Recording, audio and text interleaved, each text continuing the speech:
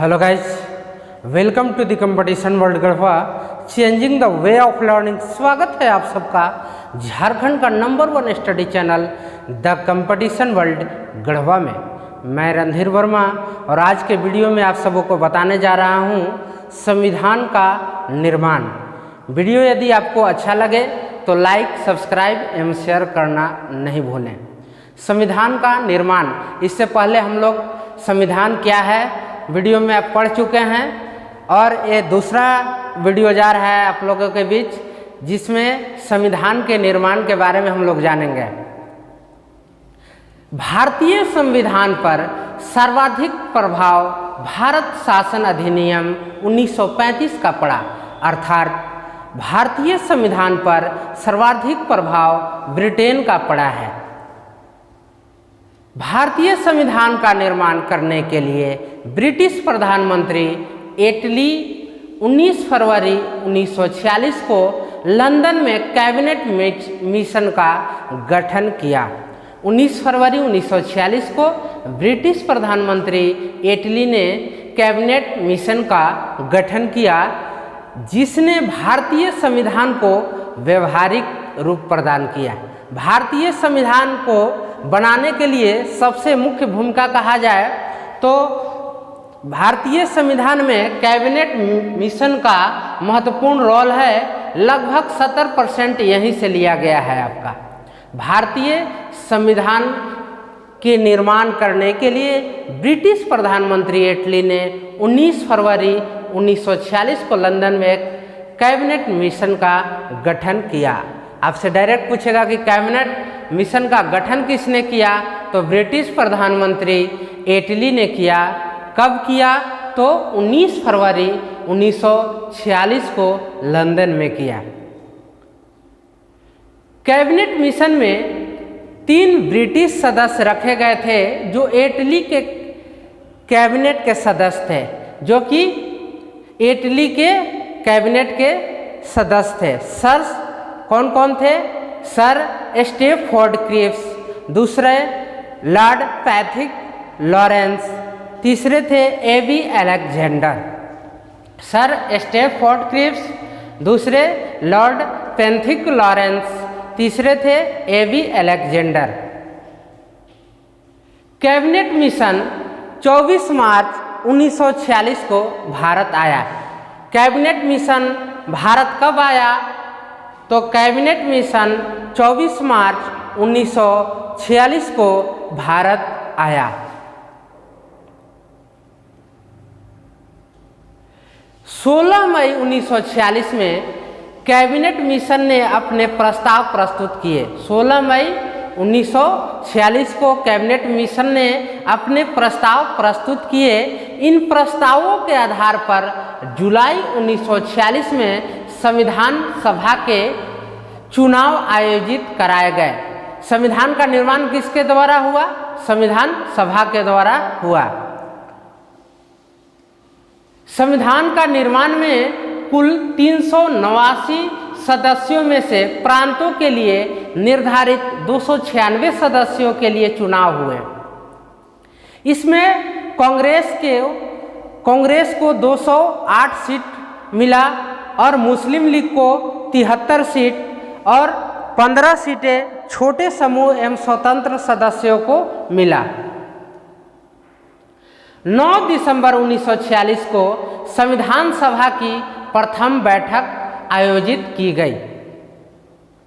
9 दिसंबर को संविधान सभा की प्रथम बैठक आयोजित की गई। कब? तो 9 दिसंबर को, जिसमें सच्चिदानंद सिन्हा को अस्थायी अध्यक्ष चुना गया।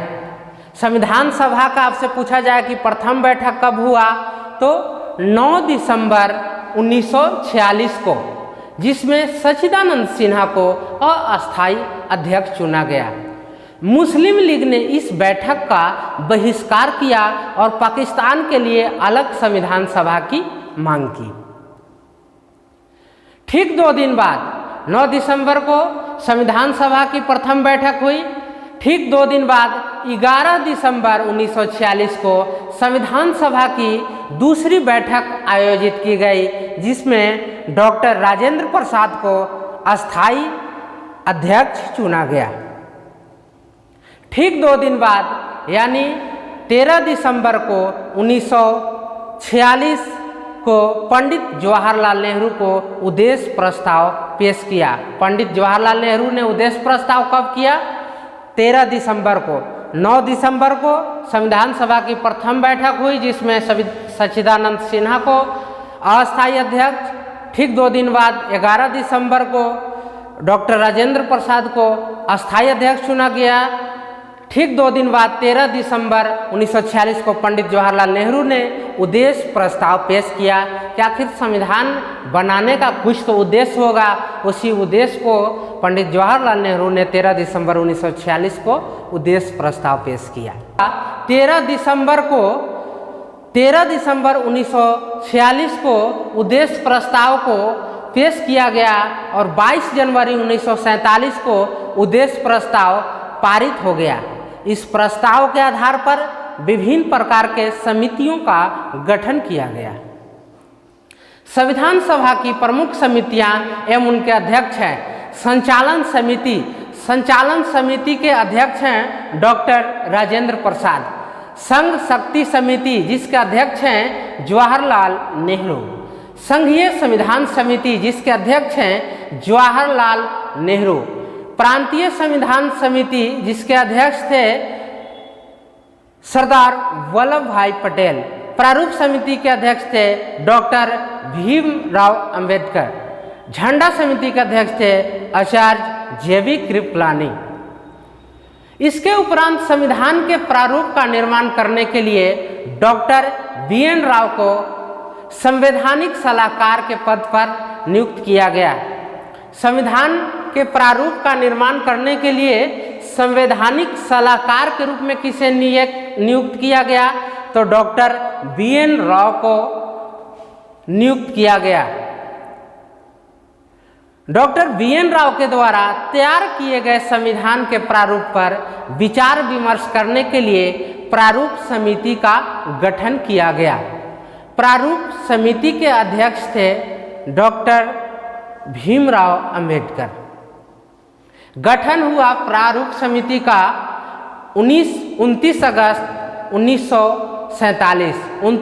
1947 को प्रारूप समिति का गठन किया गया, जिसके अध्यक्ष बने डॉक्टर भीमराव अंबेडकर, जिन्हें भारतीय संविधान के जनक कहा जाता है। इनका निर्वाचन स्थल था पश्चिम बंगाल से निर्वाचित होते थे। प्रारूप समिति में सदस्यों की संख्या थी 7। उद्देश्य इसका था प्रारूप समिति का संविधान के प्रारूप पर विचार विमर्श करना। प्रारूप समिति के 7 सदस्य थे। भीमराव अंबेडकर अध्यक्ष थे। दूसरे सदस्य थे N गोपाल स्वामी अयंगर। तीसरे सदस्य थे कन्हैयालाल माणिकलाल मुंशी। चौथे सदस्य के रूप में अलादी कृष्णा स्वामी अय्यर।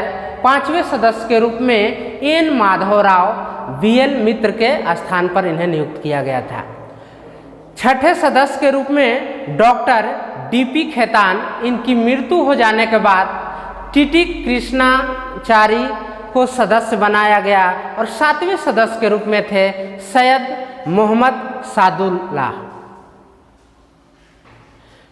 प्रारूप समिति ने संविधान के प्रारूप पर विचार विमर्श करने के बाद 21 फरवरी 1948 को संविधान सभा को अपनी रिपोर्ट पेश की। संविधान सभा को रिपोर्ट कब पेश की? 21 फरवरी 1948 को प्रारूप समिति ने विचार विमर्श करने के बाद, जिस पर 3 वाचन हुए। संविधान सभा में संविधान का प्रथम वाचन 4 नवंबर से 9 नवंबर 1948 तक चला। संविधान पर दूसरा वाचन 15 नवंबर 1948 से 17 अक्टूबर 1949 तक चला। संविधान पर अंतिम एवं तीसरा वाचन 14 नवंबर 1949 से 26 नवंबर 1949 तक चला और संविधान सभा द्वारा संविधान को पारित कर दिया गया। इस समय संविधान सभा के 284 सदस्य उपस्थित थे। 26 नवंबर 1949 को भारतीय संविधान को अंगीकृत व अधिनियमित किया गया। संविधान निर्माण की प्रक्रिया में कुल 2 वर्ष 11 महीने 18 दिन का समय लगा। संविधान को भारतीय संविधान के निर्माण में 2 वर्ष 11 महीने और 18 दिन का समय लगा। संविधान के प्रारूप पर कुल 114 दिन का बहस हुआ। संविधान निर्माण के कार्य में कुल मिलाकर 63,96,729 रुपये यानी लगभग 64 लाख रुपए का व्यय हुआ। मूल संविधान में एक प्रस्तावना 395 अनुच्छेद 22 भाग व 8 अनुसूचियाँ थी, जबकि वर्तमान संविधान में एक प्रस्तावना 465 अनुच्छेद 25 भाग व 12 अनुसूचियाँ हैं। संविधान सभा की अंतिम बैठक 24 जनवरी 1950 को हुई, जिसमें डॉक्टर राजेंद्र प्रसाद को भारत का प्रथम राष्ट्रपति चुना गया 24 जनवरी 1950 को। Thank you for watching. Video यदि आपको अच्छा लगे तो आप लाइक, सब्सक्राइब एवं शेयर करना नहीं भूलें।